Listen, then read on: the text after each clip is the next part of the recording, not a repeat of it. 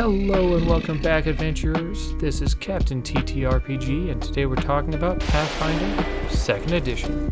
Welcome back, adventurers. Today we are going to rank the subclasses for the Druid.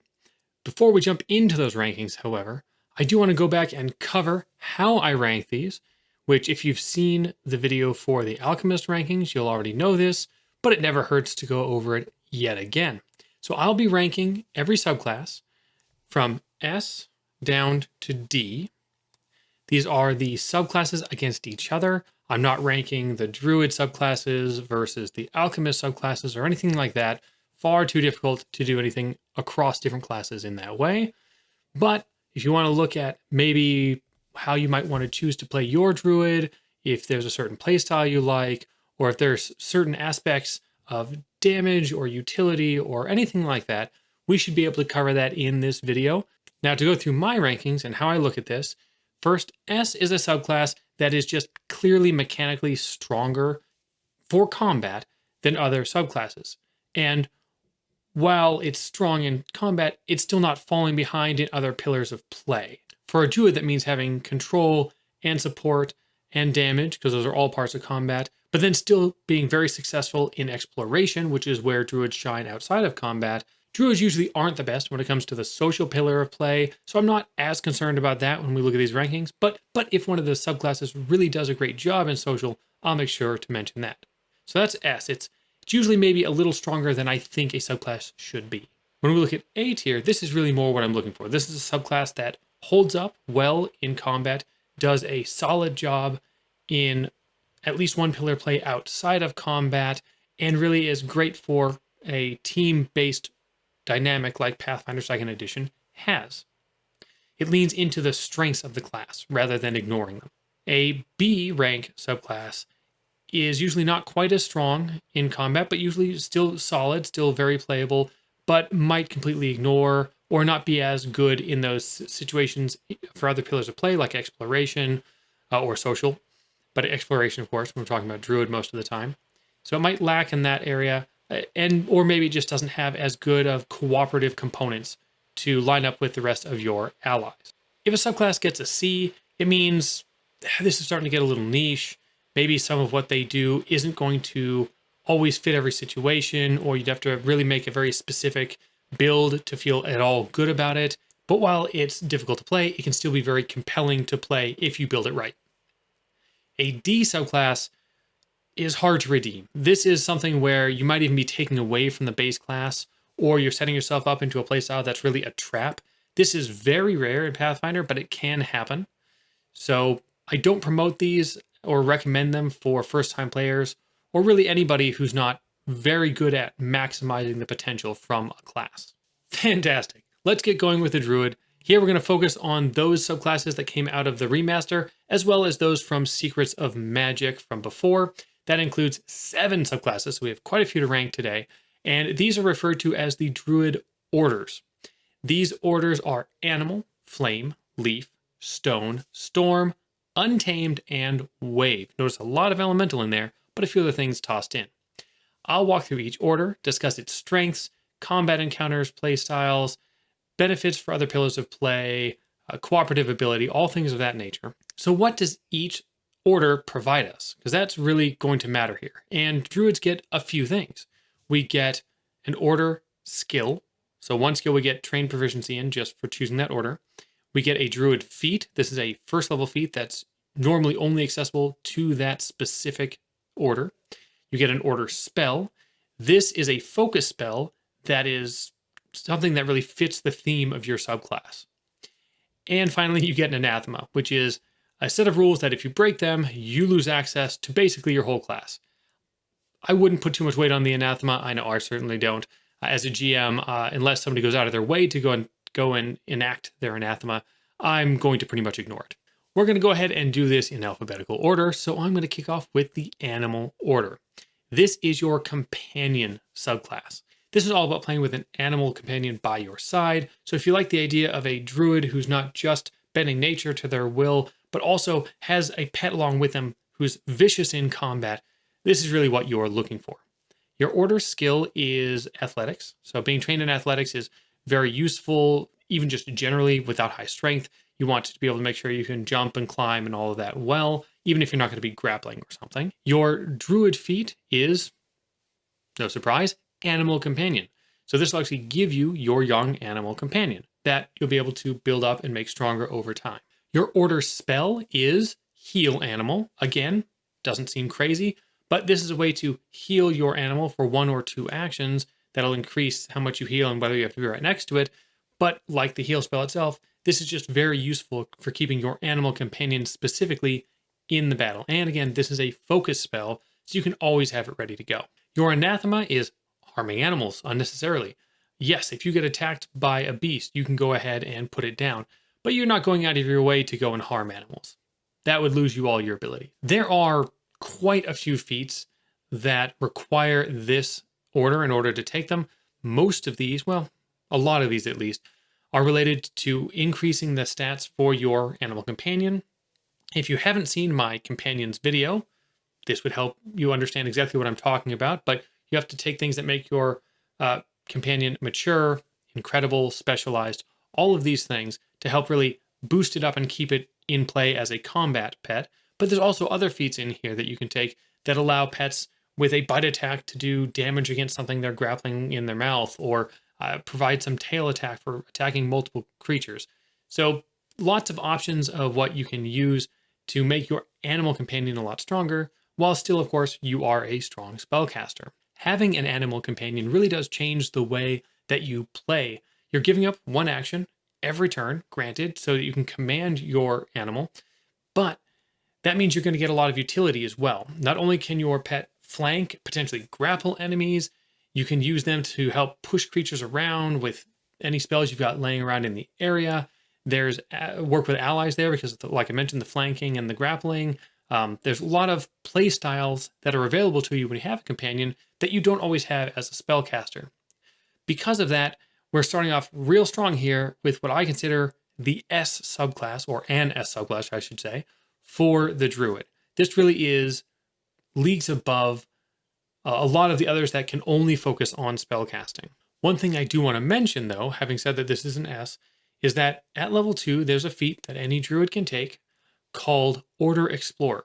What this does is you choose a different order than your own, and you get the level 1 Druid feat for that order, which means if you are one of these others, say Flame or Leaf or something, you could potentially, at level 2, take Order Explorer Animal and gain your own animal companion. Now, I'm not ranking based on that because that's not part of the subclass itself, but it is something to keep in mind that if you really want to do Storm, but you want an animal companion and you're not worried about having to choose too many different feats, this is a great way to do that. But still, S for this subclass.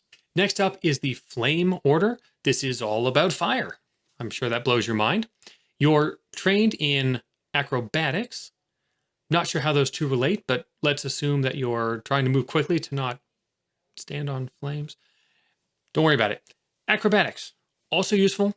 Great in a lot of cases. Balancing, if you happen to be flying and navigating through air. Maybe not as applicable as athletics, but still useful. Please check out my acrobatics video if you want to know more. Your Druid feat is you get Fire Lung. This allows you to breathe normally in environments that are full of ash and things like that.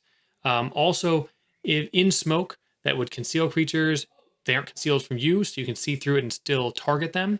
But the big one here is that you can recover from persistent fire damage way more easily. Normally, to recover from persistent damage, you need to succeed at a DC 15 flat check. For you, against fire, it's just a DC 10 flat check, and that's a big deal. Your order spell is Wildfire. This is an interesting spell. It is a damage spell, but in this case, what you're doing is you're creating a 10-foot burst up to 30 feet away from you, so not great range, but okay. So it's going to cover 10-foot burst means 12 squares that it covers, and this becomes difficult terrain, which is valuable for control, but on top of just being difficult terrain, it's damaging difficult terrain. So as creatures walk across it, they're actually going to take fire damage just for trying to get, so if you drop it on somebody, they're going to have some distance to go and take some fire damage as they try to get away. And then, of course, you can set it up as a great barrier between you and a group of enemies. Your anathema is that you can't allow unnatural fires to spread. A natural fire started by lightning striking a tree? Sure, let it do its thing.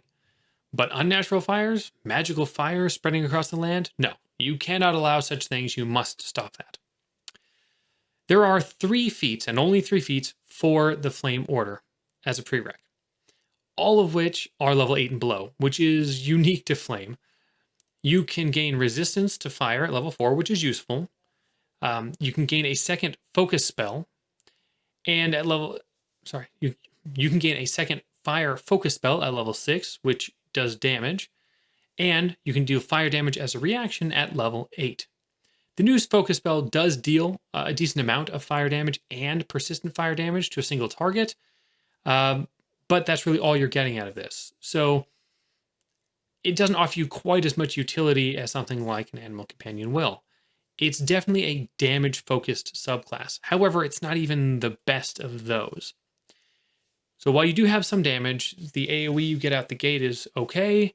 It does some damage, has some nice control, but you have better control spells available. Its single target damage focus spell is nice, so don't get me wrong there. Resistance to fire damage is going to come up, but you're not going to get so much that it's going to be game breaking in your favor. And the return damage, well, ideally, if you're a caster that's trying to just do spells, you don't want to get hit anyway. So you shouldn't be taking too many direct swings in melee. You're probably not dealing a lot of fire damage in return. Honestly, I don't even know if I would take all of the feats that this subclass offers later on. So with that and the fact that there's nothing here that's helping your allies out other than a little bit of control against enemies, which, by the way, that fire damage will hurt your allies too. To me, this one just falls short. And I believe because it doesn't really fit in every situation, it's very niche, and you have to be very careful how you build it, this ranks as a C. Okay, let's move away from burning the forest to the ground, and instead, let's build one up. Now we're going to talk about the Leaf Order. We get Diplomacy as our order skill, which is kind of cool. You can potentially use it with plants or animals, depending on which side you go.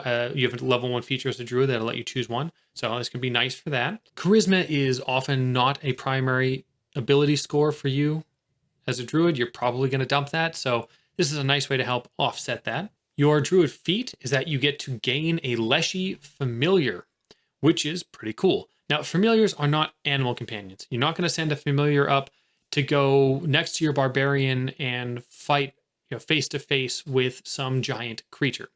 No, this is more a pet that's an extension of your spell casting.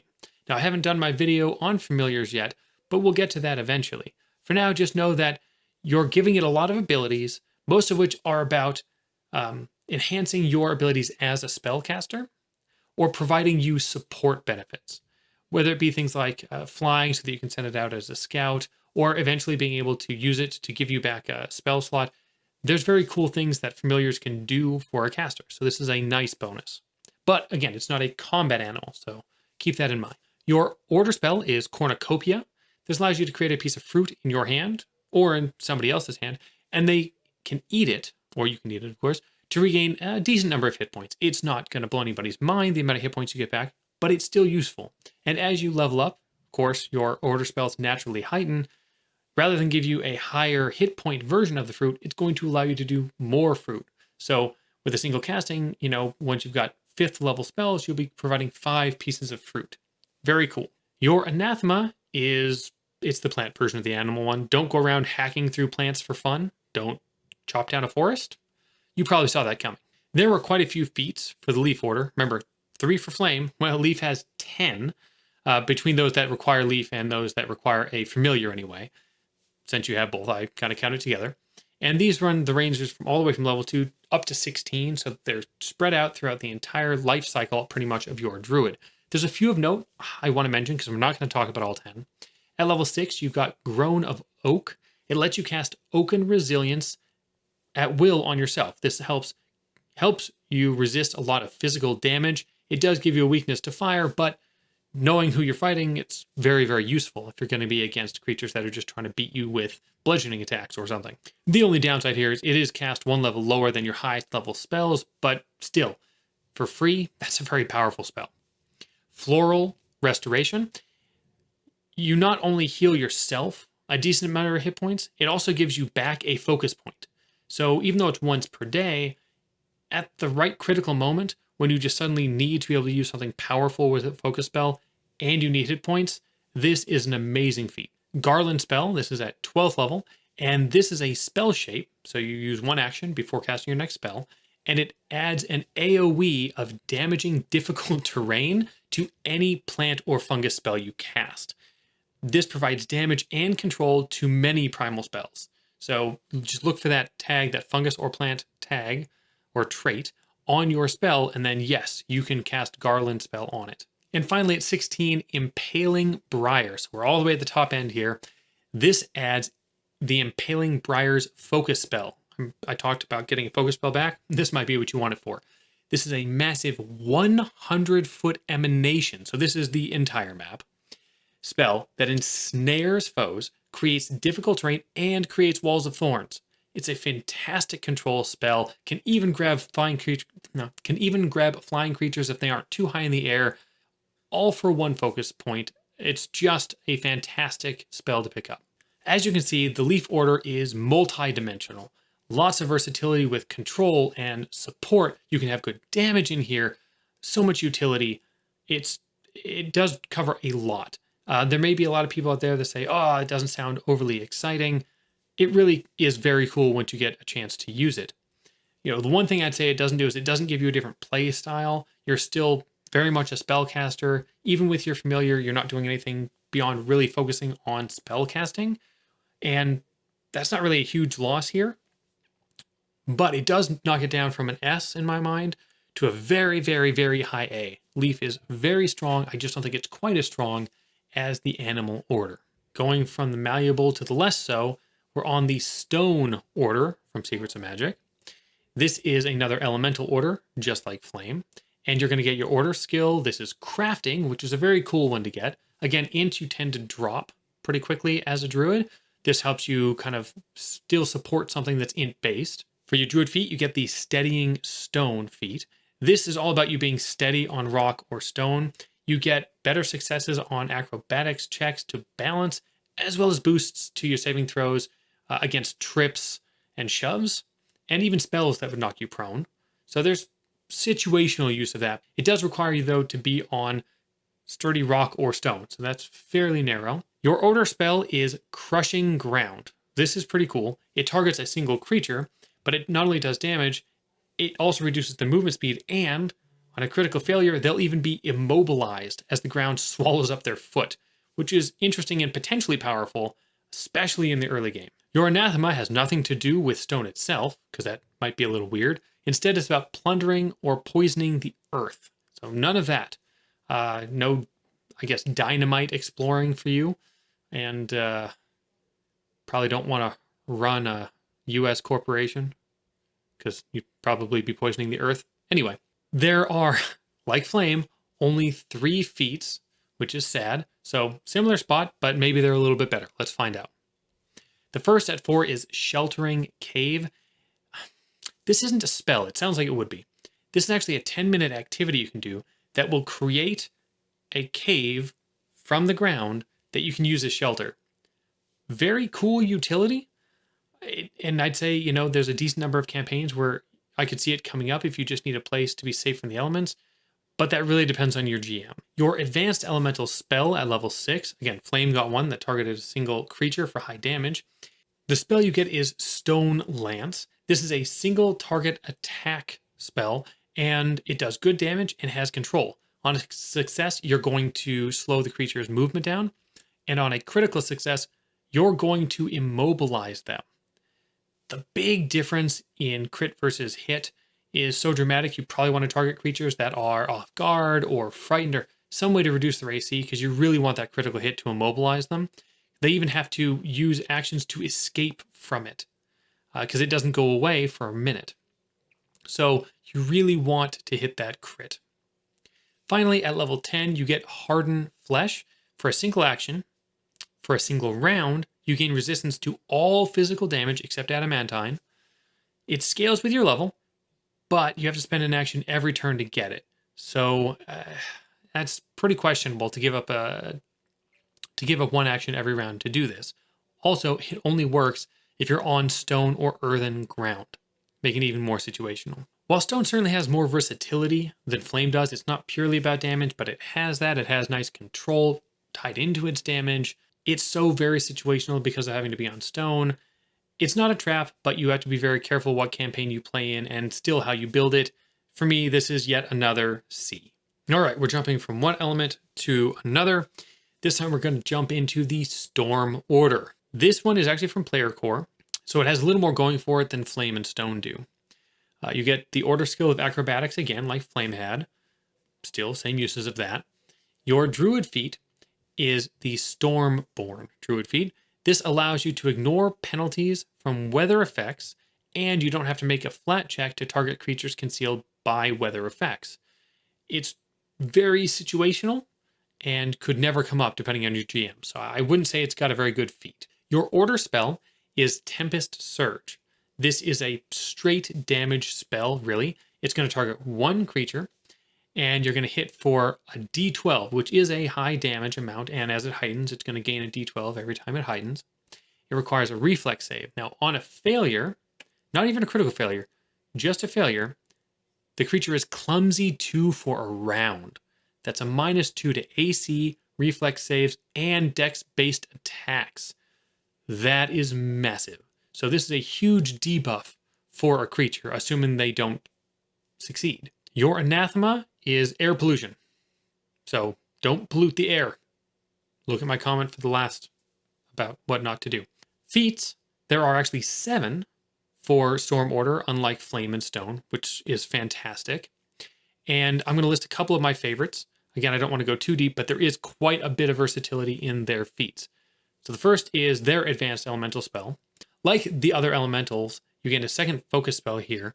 Yours is Powerful Inhalation. Now, this is an emanation, so it's an AoE around you, and it does high damage. Like we're talking almost fireball levels of damage to creatures within 10 feet of you. Normally, you don't want creatures around you. But if they are around you, you could blast them with this and then get out. Depending on the level of success, not only do you do damage, you can even make it hard or impossible for creatures to speak. So this can even be a great tool against spellcasters who are very tied to their ability to speak to cast spells. And finally, anything with the air, any creature, I should say, with the air trait gets 1 degree of success worse on its saves. So if you happen to be around some air elementals, this is going to wipe through them. At level 8, you get Wind Caller.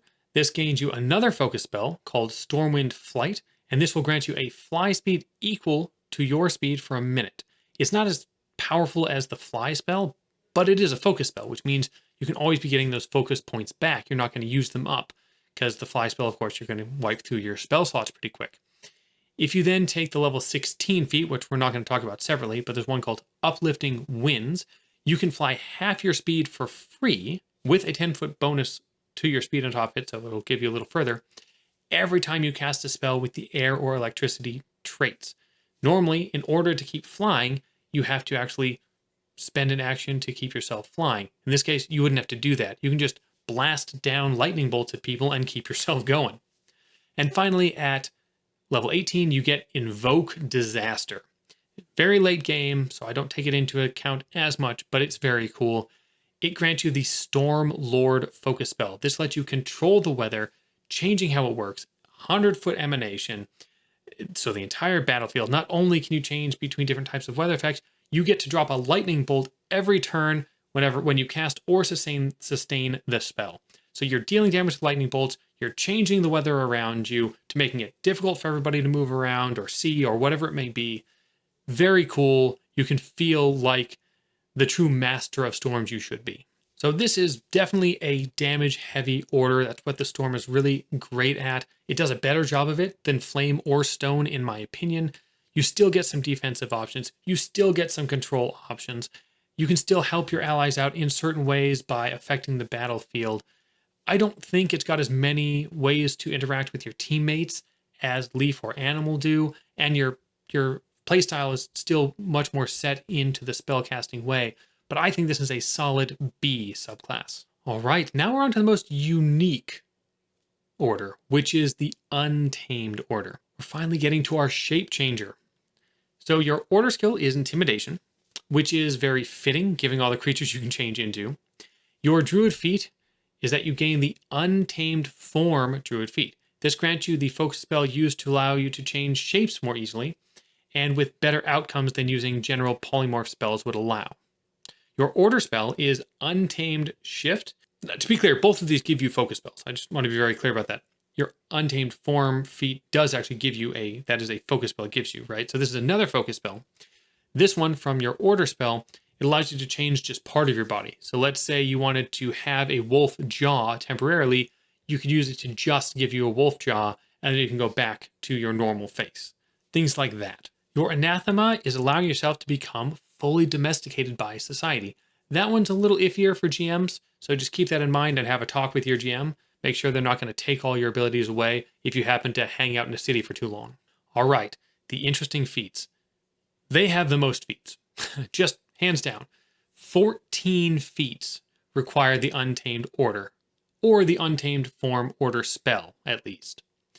Most fall in the category of allowing you more forms to shift into. So when you have your Untamed Form focus spell, it gives you the ability to change into a few things out the gate.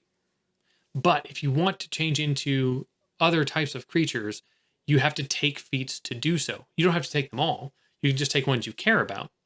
But I do want to call some of these out, because if you're coming from something like D&D, you're thinking, well, I turn into animals. That's what druids do. Not in Pathfinder.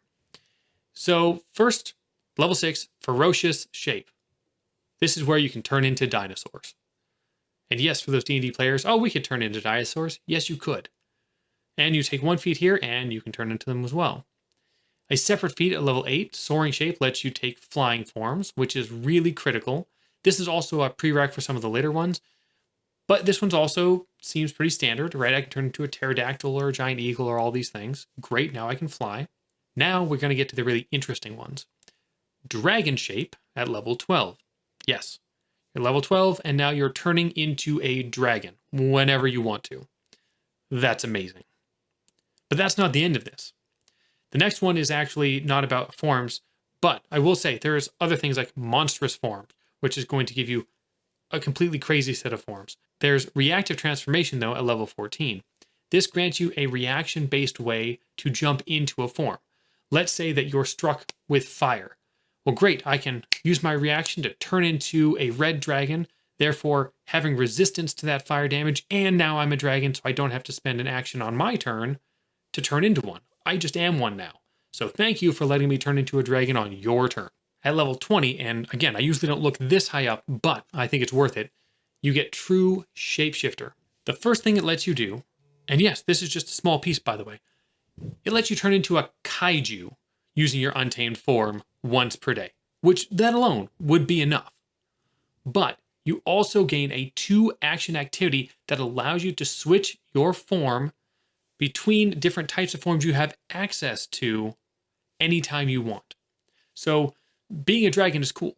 Being a dragon that can turn into a monstrosity, that can turn into a dinosaur, that can turn into a giant eagle whenever as you want to, that's way cooler. This is a very fun subclass. As orders go purely for the joy of being able to switch, this feels very strong. In combat, you're going to take a form. The forms have their own abilities, their own stat blocks. When you're a dragon, you've got a dragon breath, you've got cool different attacks, AoEs, different aspects of these creatures that you get to take advantage of. They're all listed, so they're easier to run. One of the struggles here, though, is that, yes, every block has their own stats, so your chance to hit is defined by the form you're taking, the damage you do, all of that. The advantage, of course, is that you can, if you're taking Untamed Forms, you can use your own chance to hit, your unarmed chance to hit, and if you use yours, then you get to add a certain bonus on top. And you can usually end up with a higher chance to hit than the form would have naturally given you. This changes the way you have to build your stats for your class, potentially, but it at least gives you a way to keep up with other martials, at least close to them, with your forms you go into. And that's, of course, just talking about your basic strikes, because there's a lot you can do with your forms that make them very, very interesting to play. Everything about this is just pure joy, if you're willing to put in the time to learn how to play it. So it's more complex, but it does have all sorts of versatility because of what the different forms can do. Flying, AoE, grappling, all sorts of crazy things are possible depending on what forms you go into. With all that potential, but with the challenges along with it, I'm going to say that for me, this rides the line between A and B, and I still really feel like this falls into the B category. But for a lot of people, this might even be their S, because you just want to play this type of druid, and I wouldn't blame you. Okay, we're on our last one. I promise we're just about to be done. So let's finish this off with the wave order. And this will blow your mind. It's about water. Medicine, interestingly, is your free skill, which is really strong. You're already wisdom based, and it's one of the best skills in the game. So, I mean, as far as order skill goes, this is probably the strongest. Your druid feat is Shore Step. This is an interesting one.